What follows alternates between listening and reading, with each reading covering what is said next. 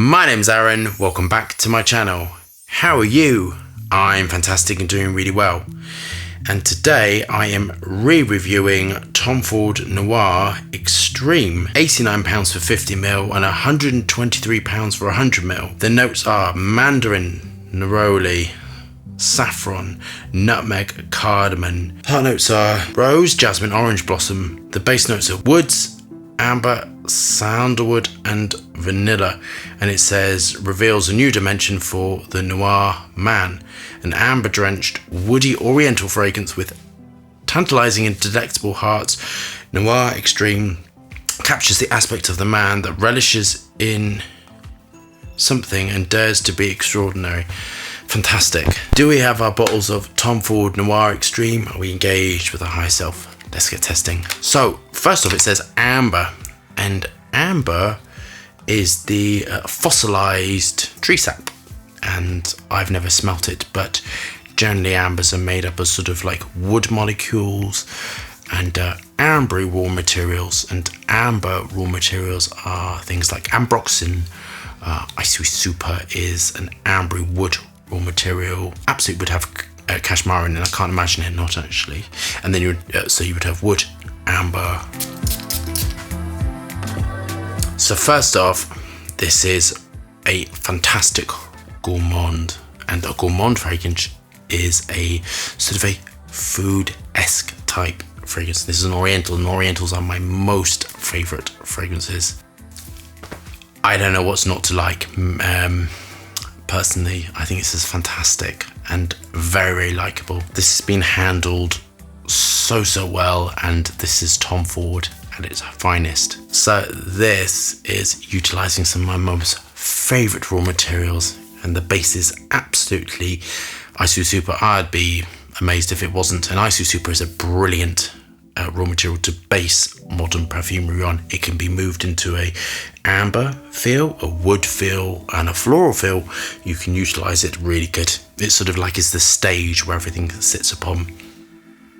The lift is Hedione, which is fantastic in this, and Hedione gives a beautiful airy light quality and can help to extend our formulation out. So this is radiant. Some of my favorite things, heliotrope I love, and heliotrope is the precursor to MDMA, and it can have a almond feel. Vanillin is gorgeous. I don't know what's not to like about vanillin. And coumarin, that's really the basis of gourmands actually. I think this is so clever because you are utilizing very clean raw materials like the benzyl salicylates. So the salicylates are a linking molecule. They sort of smell sweet, sort of slightly floral, but they generally smell sweet, and they can help to link and blend the top to the base. So the benzyl salicylate give a cleanness and give a blend. Obviously in a formulation you want it all smooth and blended, and you want everything to come off. So you want the top notes to come off perfectly, middle notes, and be left with the base notes. Background notes, which you'll be unaware of, help to do that. This is utilizing musks beautifully. So they're using absolutely ethyl brassicate and ethyl, I'm not pronouncing that right, brassicate. Ethyl brassicate is a sweet musk, and it smells a little bit vanilla-y, but generally it works fantastic in gourmands. It doesn't particularly flatten the formulation out, it just sort of aids that extra support. Other musks to help give smoothness. This is such a smooth formulation. Absolutely cashmere is giving that excitatory cleanness to it, because when you're dealing with dense raw materials, you have to have things which are safe, which don't have allergens in and aren't going to react on someone's skin and give a modern high-tech feel, and that's what is within this. There's a slight peachy quality to it as well, so this is just really fantastic actually. I love the naturalness. I just think this is really fantastic. This is sort of how I always hope to go into a review, having things that have naturals and aroma chemicals and just really beautifully blended. Cedarwood lemon, and this has a smoky quality, and this has galacwood done right. So galacwood, as I've mentioned before, is solid and crystalline at room temperature, and within its formulation can help to give a dark, smoky feel, and works brilliantly with lemon, patchouli and nutmeg, which is sort of what's all happening in here. Now this has some white floral notes in it, which is really what you want in an oriental.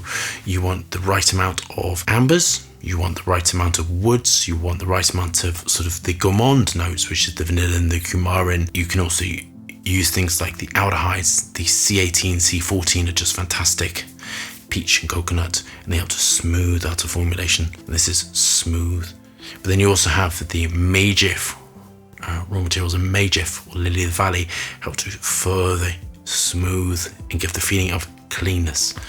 So this formulation is going to give you smoothness, softness, darkness, richness, all sort of moving within sort of just that delicious note. It is radiant, long lasting, and particularly gorgeous. On to my final thoughts. So the first two marks are legal, compliance, all that sort of stuff. This is legal, safe, compliant. It's fantastic. I would expect nothing less from Estee Lauder. Next two marks are the money. I think this is dead on the money, actually. I think it's spot on. I think it's fantastic for the money. For shows, Estee Lauder can do a really good formulation for sort of the right price. The things that I've tested previously, I have felt have been a little bit too much. I'd love to see the private blend taken down, 165 to 185.